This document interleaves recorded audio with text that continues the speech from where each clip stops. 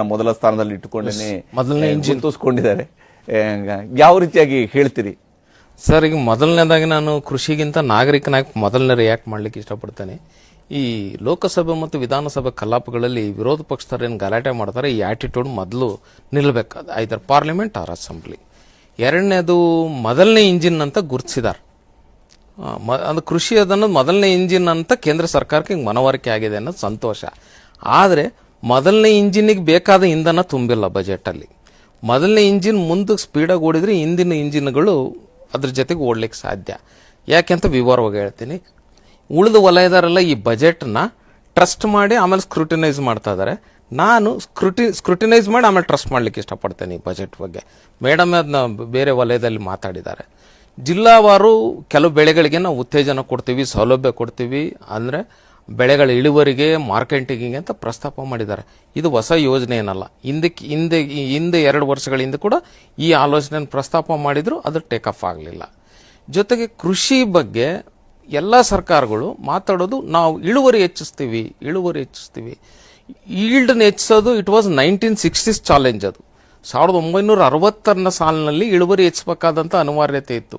ಈಗ ಇಳುವರಿ ಹೆಚ್ಚಿಸೋಂಥ ಅನಿವಾರ್ಯತೆ ಇಲ್ಲ. ಈಗ ಕ್ವಾಂಟಿಟಿನ ಹೆಚ್ಚೋದಲ್ಲ, ಕ್ವಾಲಿಟಿನ ಹೆಚ್ಚಬೇಕಿದೆ. ಒಂದು ಕೃಷಿ ಉತ್ಪನ್ನಗಳ ಕ್ವಾಲಿಟಿ ಹೆಚ್ಚಬೇಕಿದೆ, ಕೃಷಿಕರ ಜೀವನ ಮಟ್ಟನ ಹೆಚ್ಚಬೇಕಿದೆ.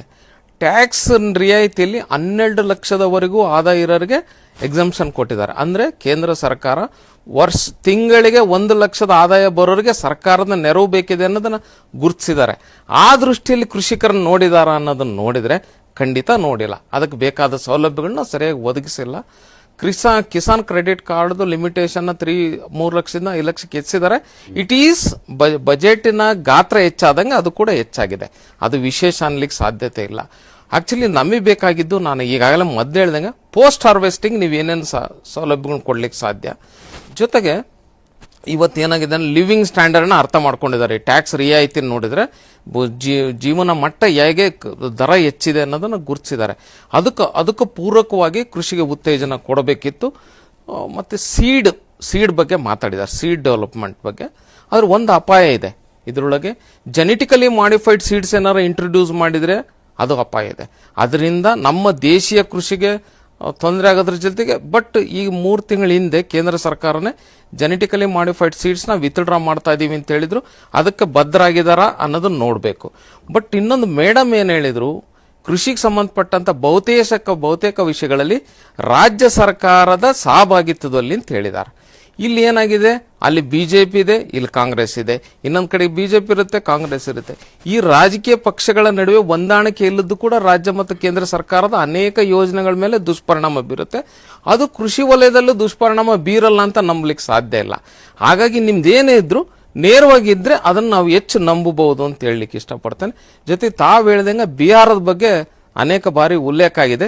ಇದರಿಂದ ಕರ್ನಾಟಕದ ಮತದಾರರು ಸ್ವಲ್ಪ ನಾವು ಯೋಚನೆ ಮಾಡಬೇಕಿದೆ, ಮುಂದೆ ಯಾವ ರೀತಿ ಮತ ಚಲಾಯಿಸಬೇಕು ಅಂತ. ಜೊತೆಗೆ ಇನ್ನು ಮುಂದಿನ ದಿನಗಳಲ್ಲಿ, ಮೋಸ್ಟ್ಲಿ ಇದು ಇಂಪ್ರಾಕ್ಟಿಕಲ್ ಅನ್ಸ್ಬೋದು, ಮುಂದಿನ ದಿನಗಳಲ್ಲಿ ಕೇಂದ್ರ ಸರ್ಕಾರದ ಬಜೆಟ್ ರಾಜ್ಯವಾರು ಚರ್ಚೆ ಮಾಡಬೇಕು, ರಾಜ್ಯ ಸರ್ಕಾರದ ಬಜೆಟ್ನ ಜಿಲ್ಲಾವಾರು ಚರ್ಚೆ ಮಾಡಬೇಕು. ಆಗ ಮಾತ್ರ ಅದು ನಮಗೆ ಸ್ವಲ್ಪ ತಲುಪುತ್ತಾ ಅನ್ನೋ ಒಂದು ವಿಶ್ವಾಸ ಹುಟ್ಟಬಹುದು ಅಂತ ಅನ್ಸುತ್ತೆ. ಆಕ್ಚುಲಿ ನಾನೇನು ನಿರೀಕ್ಷೆ ಮಾಡುವ ಧ್ವನಿ ಜಾಸ್ತಿ ಆಗಬಹುದು ಅಂತ. ಎಸ್ ಸರ್, ನಾನು ಆಕ್ಚುಲಿ ಮೊದಲನೇ ಇಂಜಿನ್ ಅಂದ ತಕ್ಷಣ ಬಹಳ ಖುಷಿ ಪಟ್ಟಿದ್ದೆ. ತುಂಬಾ ಅದಕ್ಕೆ ಶಕ್ತಿ ತುಂಬ್ತಾರೆ ಅಂತ. ಏನಿಲ್ಲ, ಹಳೆ ವಿಚಾರಗಳನ್ನ ಹೇಳಿದ್ದಾರೆ. ನಮ್ದು ಬೆಳೆ ಇಳುವರಿನ ಹೆಚ್ಚೋದ್ರ ಬಗ್ಗೆ ಹೇಳಿದ್ದಾರೆ. ಅದು ಖಂಡಿತ ಈಗಾಗಲೇ ಆಗ್ತಾ ಇದೆ. ಆದ್ರೆ ಅದಕ್ಕಿಂತ ಕೇಂದ್ರ ಸರ್ಕಾರದಾಗ್ಲಿ ರಾಜ್ಯ ಸರ್ಕಾರದಾಗ್ಲಿ ಸೌಲಭ್ಯ ಬೆಳೆಗಳನ್ನ ಅದಕ್ಕಾಗಿ ಗುರುತಿಸ್ತೀವಿ ಆ ರೀತಿಯಾಗಿ ಅಂತ ಸರ್. ಅದೀಗ 2-3 ವರ್ಷದ ಕೆಳಗೆ ಹೇಳಿದ್ರು, ಜಿಲ್ಲಾವಾರು 1 ಕ್ರಾಪ್ 1 ಡಿಸ್ಟಿಕ್ ಅಂತ ಸ್ಕೀಮ್ ಇತ್ತು. ಹೌದು, ಅದು ಟೇಕ್ ಆಫ್ ಆಗಿಲ್ಲ. ಅದು ಈಗಂತೂ ಸ್ಟೇಟ್ ಗವರ್ಮೆಂಟ್ಗಳ ಸಹಭಾಗಿತ್ವದಲ್ಲಿ ಅಂತ ಹೇಳಿದ್ದಾರೆ. ಅದಿನ್ನೂ ನಂಬಲಿಕ್ಕೆ ಕಷ್ಟ. ಆಕ್ಚುಲಿ ಬೆಳೆಗೊಂದು ಬೋರ್ಡ್ಗಳು ಯಾವ ರೀತಿಯಾಗಿ ಮಖಾನಾ ಬೋರ್ಡ್ ಅನ್ನು ಮಾಡ್ತೀವಿ. ಮಖಾನಾ ಬೋರ್ಡ್ ಬಿಹಾರ್ಗೆ ಹೇಳಿದ್ದಾರೆ. ನಿತೀಶ್ ಕುಮಾರ್ ಅವ್ರದ್ದು ಸಂಬಂಧ ಎಲ್ಲಿವರೆಗೂ ಚೆನ್ನಾಗಿರುತ್ತೆ ಅದು ಚೆನ್ನಾಗೇ ಇದ್ದೇ ಇರುತ್ತೆ.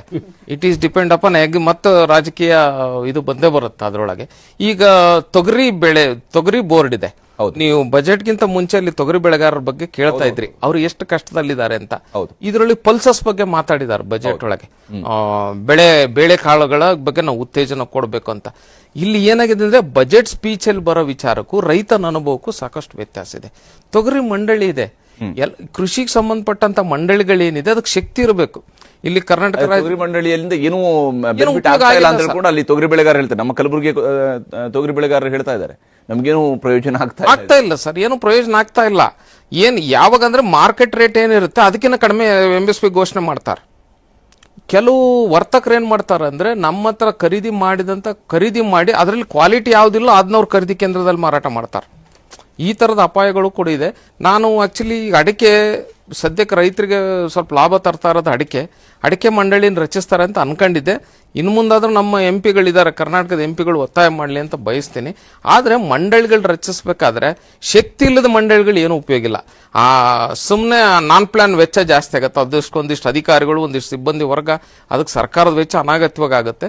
ಅದಕ್ಕೇನಾದ್ರು ಕೆಲಸ ಮಾಡಂಗಿರ್ಬೇಕು ಮಂಡಳಿಗಳು. ಅಂದ್ರೆ ಈ ಸ್ವಲ್ಪ KMF ಇದೆ, ಆ ರೀತಿಯಾದ ಮಂಡಳಿಗಳನ್ನ, ಆ ತರದ ಆರ್ಗನೈಸೇಷನ್ಗಳನ್ನ, ಈಗ ಆಪ್ಕಾಮ್ಸ್ ಇದೆ, ಅದು ಕೂಡ ಕೆಲಸ ಮಾಡ್ತಾ ಇಲ್ಲ. ಕೃಷಿಗೆ ಸಂಬಂಧಪಟ್ಟಂತ ಅನೇಕ ಇನ್ಸ್ಟಿಟ್ಯೂಷನ್ಗಳೇನಿದಾವೆ ಅವು ಶಕ್ತಿಹೀನಾಗಿದಾವೆ ನಾನಾ ಕಾರಣಗಳಿಂದ.